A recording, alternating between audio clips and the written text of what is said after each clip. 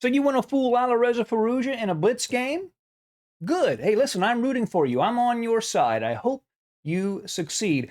Nepomniachtchi, in the game we're going to look at, he tried to fool Alireza Firouzja in a Blitz game. Let's see how well it worked out for him. This is the Super United Rapid and Blitz, the Blitz portion. Each side has 5 minutes plus a 2-second increment. Time wasn't really a factor in this game. At the end, both sides had reasonable amount of time, given that it was Blitz. Nepomniachtchi has white, Firouzja has black. Let's jump right in. E4, E5, Knight F3, Knight C6, Bishop C4, the Italian game. Knight F6, the two knights, D3, Bishop C5, now a mainline Italian. Castles, D6, C3, castles, Rook E1. Seen all these before. Firouzja, opts for A5, gains more space, but leaves B5 a little sensitive, as we see here. H3, keeping a piece out of G4. The knight can move here, hit F2 along with the bishop. The bishop can pin, just keep him out. Bishop A7, tuck the bishop back, so white can't play D4 with a gain of tempo against the bishop. And now knight to A3. The knight could go to C2 to help D4, but also there's this B5 square that's a little sensitive. Knight to E7.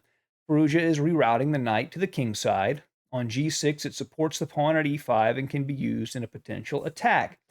Now here, Nepomniachtchi plays the move knight to B5, and I have to say, this is an odd choice. The knight, it's on the 5th rank, but it's not on a support point, and it's easily kicked away. He's threatening to grab the advantage of the two bishops, but all Firouzja has to do is move the bishop, which he does, to B6. And now he can kick the knight out later if he wants to with C6. Nepomniachtchi plays D4.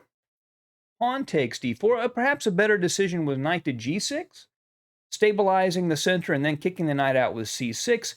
After ED4, Nepomniachtchi takes the D4 pawn with the knight. He's lost his full pawn center, but at least his knight has found a nice central square. A knight to G6. So there's a little trick here that Firouzja could do. It doesn't work here, though, and it was this idea. Knight takes E4, and after rook E4, D5, forking the rook and bishop. However, it doesn't work because Nepo could actually take the knight on E7. After queen E7, bishop D5, and white's much better here with two knights for the rook and a nice lead in development. So Firouzja plays knight to G6. Now the knight's no longer on E7, and the knight takes E4 threat is very real. He is threatening knight E4 followed by D5, so Nepomniachtchi steps aside, moves the bishop to B3, so that does not happen. H6, queen to C2, adding to the defense of the E4 pawn.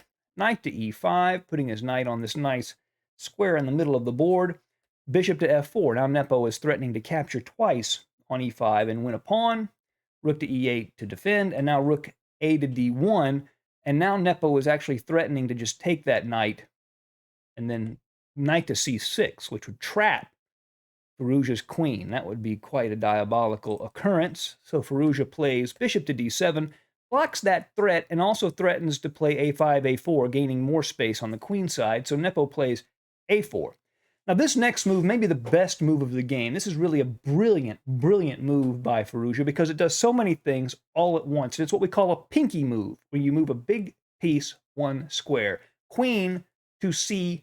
It gets the queen off of this file opposite the rook and all of the tactics that might occur. It also sets up a potential sacrifice on H3, not yet, but later in the game. But the third reason, which we see here in a minute, is the most impressive reason of all. I don't want to spoil it for you. You'll see here in a second the third reason why he plays queen to C8. Bishop to H2 from Nepo, and now C5, kicking the knight away from the D4 square. Now it looks like he's blocking this bishop, but let's take a look. The knight moves. Well, first of all, knight takes E5, DE5, and now knight F5. The bishop takes. That's a good square for the knight, so the bishop chops it off. And now this moves C4. And look where the queen is, supporting the c-pawn, pushing the bishop away. And now the bishop on B6 radiates power all the way down to the G1 square where Nepo's king sits. So the bishop has to move to A2. Now E4, gaining space. He wants to play E3 and just loosen up that dark square diagonal as much as possible. Rook to D6 threatens the bishop on B6, so the bishop just moves to C5. And now Nepo gets a little too fancy.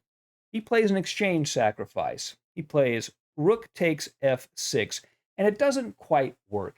And the reason it doesn't quite work is because he can't really get his pieces around the Firouzja's king. And maybe he sees a tactic that doesn't quite work. Let's take a look. Gf6, and here, I talked about trying to fool Firouzja in a blitz game. That's what Nepo does here, and it completely boomerangs on him. He plays rook takes e4. Now, the best way to survive, try to survive, was bishop f4, but he's still worse. I mean, he lost an exchange for insufficient compensation. But rook to e4. Now, here's the idea. If Firouzja takes the pawn at f5, Nepo wants to play rook takes e8 check, and then queen takes queen. So he thought he had fooled Firouzja. So how does Firouzja respond? He falls right into the trap. Queen takes f5 anyway. And I guess it was at this moment that Nepo realized he cannot do what he wanted to do. If rook takes e8 check, then Firouzja just plays rook takes rook. And if Nepo takes the queen, boom, rook to e1, checkmate. He can't take the queen. And if instead he plays rook to g4 check and tries to reveal the attack in that way, then just queen takes rook. That's it. And if you retake the queen, rook to e1 checkmate again. So the trap doesn't work. So after queen f5, Nepo tries this idea. It's not a bad try in a lost position. Bishop takes e5, and that blocks this file, so there's no mate, and also it clears the h2 square, so the king would have an escape square. So maybe rook to g4 check might work here, but he just plays rook takes bishop. And that's it. And now the queen is defended, and the game continues on for a couple of more moves. Rook to g4 check, but now the king can just move.